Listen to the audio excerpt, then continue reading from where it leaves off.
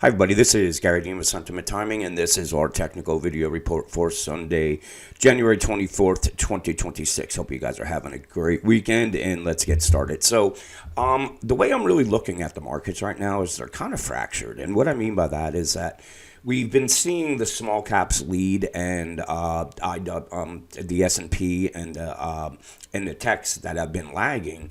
And on Friday, we saw the S&P actually catch a bid, and the techs were in play, and the small caps got absolutely hammered. And unless everything is running in the same direction, meaning whether up or down, once you see the indexes start to divert from each other, it's not a healthy market. It makes it.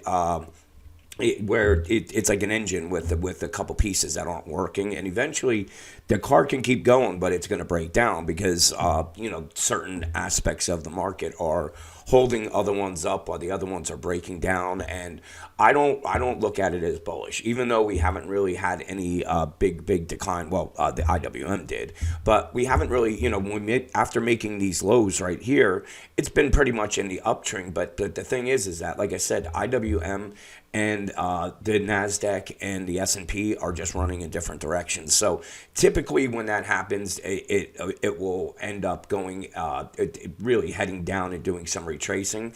But right now, the way that I'm looking at it is the bears are going to have to get the S&P through to 68.72. If they do that, then we're going to be looking at a move coming somewhere between the 68.38 and then back down to possibly close this gap at the 6800. So these would be my downside targets. Now, if we don't know if because right now we're just kind of coiling up, so we could break to the upside or the downside.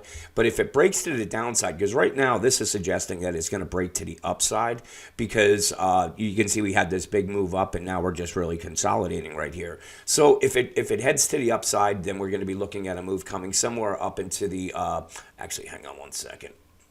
Okay, sorry about that. I had these spiders on instead of the S&P, but so it's the same thing. We're consolidating right here. We made it up to the 78% retracement, and that's where they've been having a hard time getting through right here. So it's coiling up. If we bust higher, then we're going to be looking at a move coming back up to the 69.76. But really, the next resistance they're going to have to get through is going to be the 69.50. If they do that, then we're looking at testing these highs again. But you can see that we have this is the 78% retracement from this high to this low. So that's sitting at the 69.44. And then we have from this low to this high, that's where they're really running into some issues. And that's sitting right at the 69.37. So you can see the moving averages are all coiling up right here. And we have this price support. So if price breaks to the downside, then we're looking at, coming down and closing this gap at the 68.76. But really, we'd be looking at probably around that 68.70. This is the important support level where if the bears can get through that, that's where I think we're going to have a big flush and possibly come down and close this gap right there. And again, on the upside, the bulls are going to have to get it through the 78% retracement levels right here. And if they do, then the last line of resistance is going to be right around that 69.61. And then we have these previous highs. You can see we actually have some bearish divergences heading into into tomorrow on the 15-minute chart.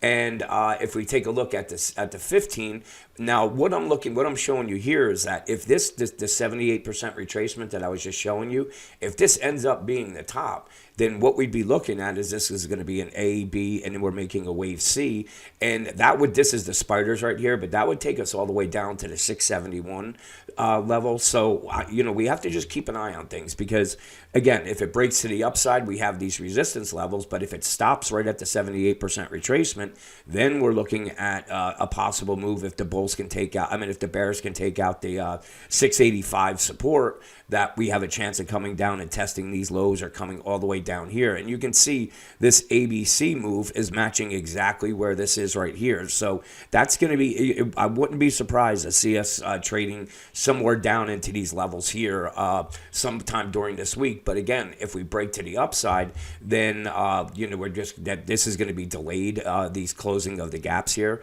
So I'm staying open-minded on this. You can see on the 60-minute chart, This is the 15, I'm sorry, on the spiders. But here you can see we have really, say, visible sell signals right here. So again, I'm leaning a little bit more where we're going to come back and at a bare minimum retrace the 684.50 level, and then we'd have to see how bulls step in when we get over there. So let's take a look at the small caps because they got absolutely punished.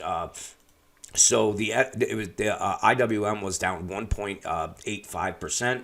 And you can see right here we have this is support right at the 262.80, and then we have the moving average right at the 263. So these are going to be your support areas, and if they get lost, then we could see IWM really start to spiral out of control and get down to the 258 level. And you can see right here the bulls are going to have to get it through this 266.62. If they do that, then I'm anticipating that they're going to come up and close this gap at the 269.40. And if they head down, we could possibly come down and close this gap at the 262.72. But I got trapped on Friday because I was really looking for IWM to find some support right in this area here. And we got long. I didn't even hedge it on it, which this is one of the first times I didn't hedge it. And the call options got absolutely clobbered. But what we did was the hedge that I took was using the spiders.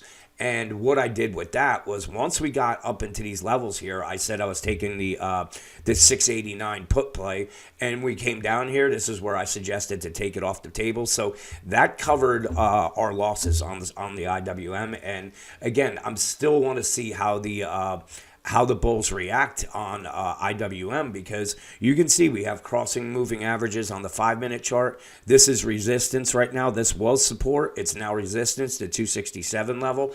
And if the bulls can get above it, then we're looking at a closure of the gap up at the 269. But if the bears take over again, you can see we have this open gap at 262.77. We do have some buy signals on the 5-minute chart. Taking a look at the 15-minute chart, we kind of do, but I would rather see him a little more defined, meaning we bounce up somewhere into the 266.50 level and then come down and find support at the 263 or a little bit low, closing the gap. And what that's going to do, that's going to give us more of a defined bullish divergence or a buy signal. So I think if we get up, it's just going to be a retracement and then we're going to come back down. But again, if the bulls can get above that, then we're looking at a gap closure. So stay open-minded on Monday. Let's see what plays out. Enjoy the rest of your weekend, and we'll talk to you guys in the morning.